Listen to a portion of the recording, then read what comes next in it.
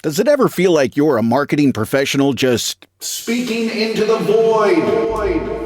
But with LinkedIn ads, you can know you're reaching the right decision makers, a network of 130 million of them, in fact. You can even target buyers by job title, industry, company, seniority, skills, and did I say job title? See how you can avoid the void and reach the right buyers with LinkedIn ads. Spend $250 on your first campaign and get a free $250 credit for the next one. Get started at linkedin.com/campaign. Terms and conditions apply.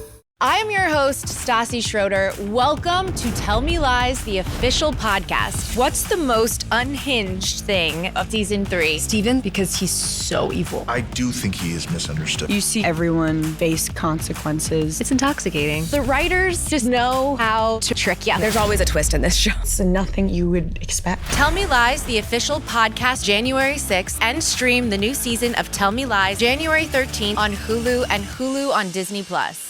Remember when James Cameron nearly directed a Spider-Man movie? What about when we almost got Batman Year One with Joaquin Phoenix? Or David Goyer's Flash movie that would have starred Ryan Reynolds? Well, if you want to learn about all the unmade superhero movies, then check out Superhero Stuff You Should Know. Hosted by Ben Wan and Alex Ramsey, every month we cover nostalgic superhero movies with deep dives into unmade scripts, early drafts, deleted scenes, alternate cuts, concept art, novelizations, and tie-in novels. We also interview the people involved in making the superhero films of our childhood, with our past guests including superhero actors, directors, screenwriters, and concept artists. So remember, that's Superhero Stuff You Should Know, or Superhero SYSK on social media. Check us out on YouTube and wherever you get your podcasts.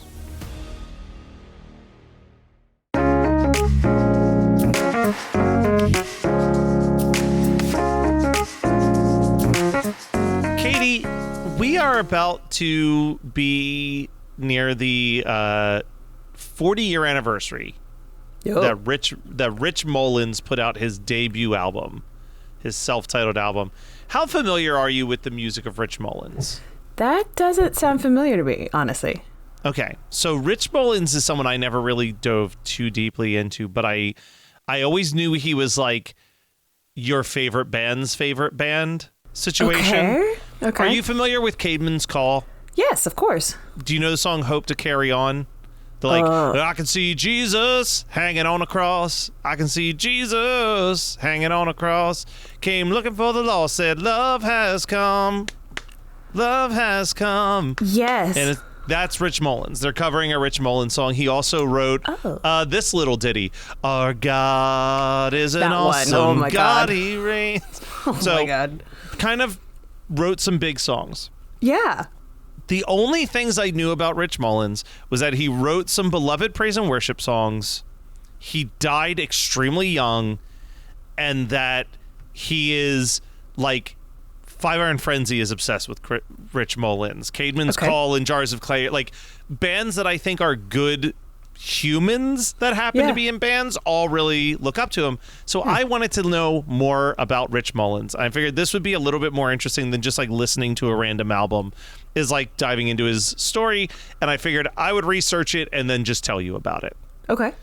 So Rich Mullins is an ancestor of the Quakers, and he grew up attending Quaker schools.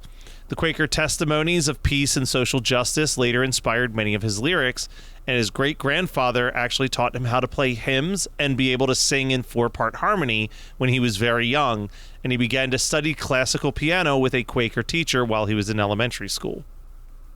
Cool. He was inspired from the Beatles first appearing on Ed Sullivan in 1964. That's a turn. Yeah. The event helped him understand the influence of music, and he was a fan of the Beatles' music and was even able to identify with John Lennon despite their theological differences. In fact, his song Elijah was written around the time of Lennon's murder and includes the phrase attending the candle lights in Central Park, which is a reference to the candlelight vigils that were held following the weeks after Lennon's death. Whoa. An important part of Mullins' early musical experience was being the pianist, songwriter, and vocalist for the New Creations Choir in Richmond, Indiana. The choir toured numerous states in their own bus and produced an album.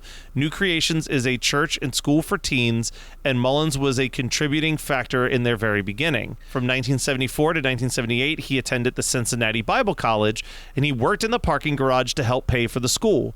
During this time, he performed in a college band that was named Zion, and they released a single album in which Mullins had written all the songs. From 1975 to 1978, he was the youth pastor and musical director at the United Methodist Church, and Mullins then focused his duties on the church and performing minimally in public. He considered playing music to be a hobby. His views on music continued this way until 1978, when he took a group of teens from the church to the Ithaca Music Festival in Kentucky. And he said during that trip, he witnessed the effect that music has on the lives of young people and decided that he wanted to pursue music full time. His start in the Christian industry occurred in 1981 when Amy Grant recorded his song Sing Your Praise to the Lord. Stop it. Of course. Man, I love that we still haven't done anything Amy Grant, but almost every single musical thing that we've covered has Amy Grant. Yeah. Comes back to her. Yeah. This led to the decision that he would stop touring as Zion and start a solo career. And he moved to Tennessee, approximately to Bellsburg, Tennessee, roughly 35 minutes from Nashville, to begin his professional recording career. He got engaged sometime during the late 70s, early 80s, and wrote the song Doubly Good to You, which Amy Grant later recorded for her album Straight Ahead, about his upcoming wedding. However, when his fiancée broke off the engagement in 1982, Mullins wrote the song Decusmus Road. I don't know what that is. I love this quote, though. Years later, Mullins shared his thoughts about the relationships and his personal life in a radio interview, and he said, "I would always be frustrated with those relationships even when I was engaged. I had a 10-year thing with a girl, and I would often wonder why, even in our most intimate moments of our relationship, I felt alone. It was just a few years ago that I finally realized that friendship is not a remedy for loneliness.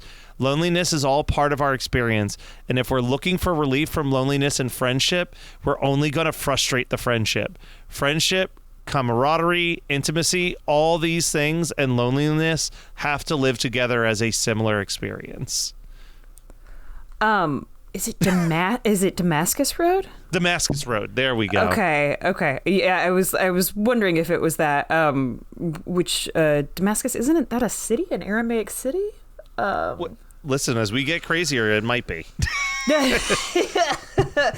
Interesting. Okay. Wow. Okay. But I think that's such an insightful quote from someone that just be like, yeah, you can't. A girlfriend, a best friend is not going to be your remedy for loneliness. Like, that is a thing that you still have to work out. Right. Well, then I'm glad she broke it off if that was the feeling truly. You know? Yeah. In 1986, he released his debut album, self-titled, and then followed it with the 1987 album Pictures in the Sky. Neither album sold well, but the Christian radio hit Awesome God from his third album, Winds of Heaven, Stuff of Earth, brought his music to a wide audience. The song Awesome God was written either at the Rock Lake Christian Assembly Camp in Michigan or on the way to a youth conference in 1987. The details of the song's compositions have always been sketchy. As is often true of the work of traveling musicians, the song was actually incubated over several weeks, months, and even years before it became something recognizable to the writer. That seems to be what happened with Awesome God. So it was like this concept that was like brewing in his brain as he's touring, and eventually the song happens. Okay. So Awesome God happens. It's huge. That exact same year, Mullins spends time teaching conversational English in a South Korean seminary. Whoa. He then served briefly as a missionary in Thailand, where he became involved in the ministry training, teachings, trades, and providing medical care to Chinese refugees. He wrote the song The Other Side of the World about his time in Asia. And during this period, he desired change and formulated a plan to move out of Tennessee. He took the steps to become a music teacher on a Native American reservation that he had once visited. In 1988, Mullins moved to Wichita, Kansas, and graduated with a bachelor's degree in music education from Friends University. His 1991 song, Calling Out Your Name, includes a reference to the Keeper of Planes, a 44-tall foot structure in Wichita. Remember when James Cameron nearly directed a Spider-Man movie?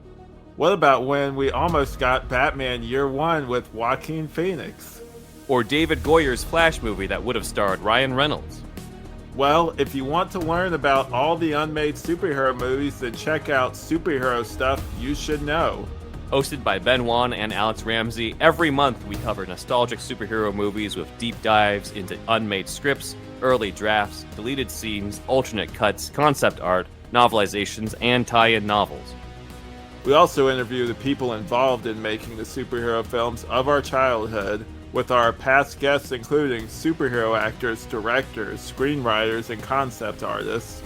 So remember, that's Superhero Stuff You Should Know, or Superhero SYSK on social media. Check us out on YouTube and wherever you get your podcasts.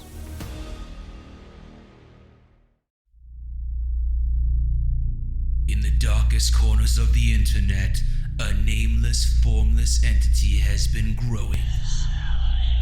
No one dares question where it was created or what it wants, but those who have been entranced by its musings chant its blood-curdling name in unison. Horror Movie Night!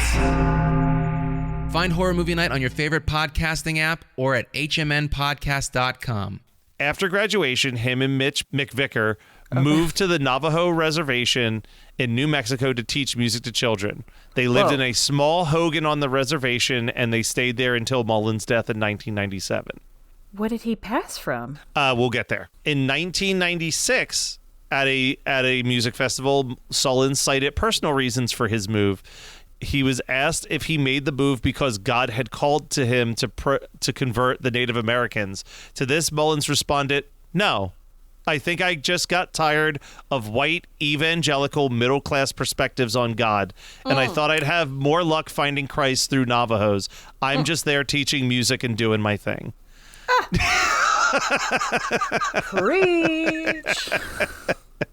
I knew you were going to love where this story started to go. Yeah. This is what I really love, though. So when he lived on the reservation, the profits of all of his tours and the sales of every album was entrusted to the church elders at the reservation, who divided it up and simply paid Mullins the average salary for a laborer in the United States, and then he instructed them to give everything else to charity. Mullins became a major supporter of Compass International and the Compass USA. His philosophy can be understood by a quote that he gave at a concert shortly before his death, when he said, "Jesus said, 'Whatever you do to the least, my brothers, you have done to me.' And this is what I've come to think, that if I want to fully identify with Jesus Christ, who I claim to be my Lord and Savior, the best way to do that is to identify with the poor. This is because this, I know, will go against the teachings of all of the popular evangelical preachers, but they're just wrong. They're not necessarily bad people, but they are wrong. Christianity is not about building an absolute, secure little niche in the world where you can live with your perfect wife and perfect children in a beautiful little house where you have absolutely no gay people or minority groups anywhere near you. Christianity is about learning to love like Jesus loved, and Jesus loved the poor, and Jesus loved the heartbroken." Wow. I'm starting to understand why people like Jars of Clay and Five Iron Frenzy and Caveman's Call were like, hell yeah. This guy's really talking this stuff up. And walking the walk and actually like living the actual life. Like, I mean, I love the comparison to white evangelical Christianity because it's exactly what we all see. It's what we all see. This is something that I did not expect to see in this story, though. Not that this is going to change how much I love Rich Mullins, but this is a very weird twist to the story. Mullins' began to have interest in the life of Saint Francis of Assisi. Assisi, and that led to him being attracted to the Roman Catholicism in his final years. Fascinating. There was no daily services in his area on the Navajo reservation, so he frequently would attend daily masses where he could find them. The night before his accident, he spoke to his spiritual director on the phone and made arrangements to formally enter the Catholic Church that weekend. He stated, a change. Wow. Yeah. Okay. He said, "This may sound strange, but I feel like I need to receive the body and blood of Christ." In 1997, Mullins declared that a lot of stuff that I thought was so different between Protestants and Catholics really wasn't. But at the end of going through a RCIA, Rite of Christian Initiation for Adults course, I also realized that there are some real and significant differences. I'm not sure which side of the issues I'm going to ever come down on. My openness to Catholicism is very scary to me because when you grow up in a church where they don't even put up a cross, many things are foreign to me. Yeah. I went to an older Protestant gentleman who I'd respected for years and years and asked, when does faithfulness to Jesus call us to lay aside our bias, and when does it call us to stand beside him? And his answer to me was that it's not about being Catholic or Protestant, it's about being faithful to Jesus. The issue is not about which church you go to, it's about following Jesus wherever he leads you. If God leads you to walk into a Catholic church, then follow him. So the last few years now, I've been in a limbo about the whole thing. For me, it comes down to, is it really Jesus or is his presence there? And I think after some soul searching, I've come to a few dead ends that I think I'm not going to be able to bridge without getting more information. It will just require a little bit more faith on my part, and it's just not there yet. So it almost sounds like he was like, all right, I'm going to Catholicism because I need to get more answers to the questions that I have, like almost as a research study. Yeah, it's such an interesting journey to go to like that kind of level of Christianity because it's such a restrictive, as far as I know. Yeah. Especially Roman Catholic. Like that's like the most restrictive. The story hits our sad end though. Oh boy. On September 19th, 1997, Mullins and his friend Mitch McVicker were traveling southbound to a benefit concert at the whatever. They were traveling to a benefit I cannot get my tongue to do that word right now. They were traveling to a benefit concert when they lost control of their Jeep. Because neither occupant was wearing a seatbelt, they were ejected from the vehicle. No. Mullins died instantly, and a semi-truck traveling the same direction swerved to miss the Jeep and hit Mullins, who was already deceased at the time. McVicker was seriously injured but was able to survive. Oh my God. I know. Mullins' open visitation was held at the Whitewater Christian Church near Richmond, Indiana, and attracted a large gathering. He is buried at the Harrison Township Cemetery in Ohio alongside his brother who died in infancy and his parents. In 1998, a tribute album, Awesome God, a tribute to Rich Mullins, was released, featuring favorite Mullins songs reinterpreted by his Christian music peers. His family found it the legacy of Kid Brother of St. Frank to continue his mission developing arts, drama, and music camps for Native American youth and providing a traveling musical school serving remote areas at various reservations. On April 29th of 2014, Mullins was inducted into the Gospel Music Hall of Fame. Color Green Films with Kid Brothers of St. Frank Co. developed a full-length film as well as a documentary based on his life. The film, The Ragamuffin, finished filming in October of 2012 and premiered in Wichita. Oh my God! Premiered in Kansas on Premiered in Kansas on January 9th, 2014. And then I just found this to be really interesting. But the lead singer of the Mountain Goats, which I'm not sure how familiar you are with that band, they're just like an indie folk band. But he's mentioned that Mullins he's listened to Richard Mullins' music specifically during his difficult times in life. I have one album from Rich Mullins that I actually got from past guest Kyle Kukta. He was getting rid of a bunch of CDs and he had an album, and I listened to it, and it wasn't my type of music. Really, okay. It was very piano folky. It didn't work for, and I love piano folky, but for some reason it just wasn't connecting with me. But like doing even more research on Rich Mullins, I feel even more like, all right, maybe that was just like the wrong album for me to listen to, like, because it does seem like him and I agree on a lot of things. A lot. You know yeah. what I mean? Like, yeah. No, it feels very much similar to your story, except for the extreme ending. Yes. Boy. Okay. All right. Interesting. But yeah, I figured, it's early in the new year. Let's just do a quick and easy little history of an artist. And like, I'm still open to diving into individual albums throughout this show, but I was like, I thought this could be a fun test of like, oh, maybe we'll do more things like this.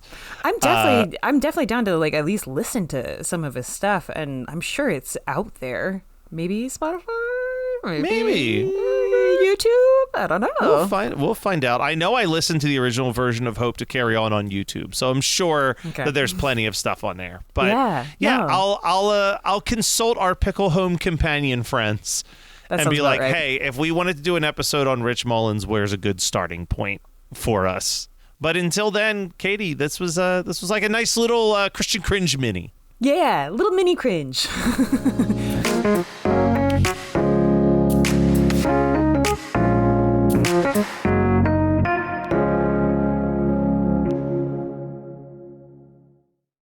Remember when James Cameron nearly directed a Spider-Man movie? What about when we almost got Batman Year One with Joaquin Phoenix? Or David Goyer's Flash movie that would have starred Ryan Reynolds? Well, if you want to learn about all the unmade superhero movies, then check out Superhero Stuff You Should Know. Hosted by Ben Wan and Alex Ramsey, every month we cover nostalgic superhero movies with deep dives into unmade scripts, early drafts, deleted scenes, alternate cuts, concept art, novelizations, and tie-in novels. We also interview the people involved in making the superhero films of our childhood, with our past guests including superhero actors, directors, screenwriters, and concept artists. So remember, that's Superhero Stuff You Should Know, or Superhero SYSK on social media. Check us out on YouTube and wherever you get your podcasts.